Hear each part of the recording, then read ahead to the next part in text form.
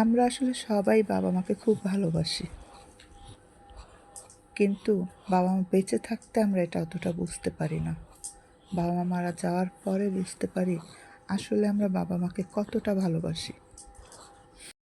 হয়তোবা নিজের মনের অজান্তেও অনেক সময় বাবা মায়ের সাথে আমরা অনেক খারাপ ব্যবহার করে ফেলি, অথবা এমন কথা বলে ফেলি যে বাবা মা মনে কষ্ট পায়।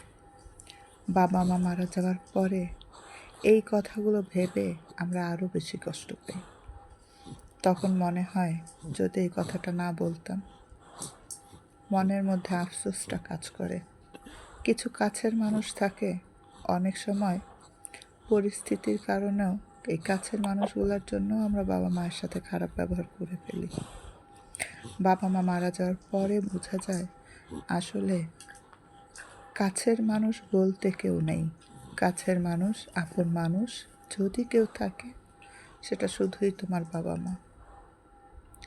তাই বাবা মা বেঁচে থাকতে বাবা মাকে এত বেশি ভালোবাসা উচিত যাতে বাবা মা মারা যাওয়ার পরে মনে আর কোনো আফসোস না থাকে। তাই আসুন আমরা বাবা মাকে বেঁচে থাকতে অনেক বেশি ভালোবাসি।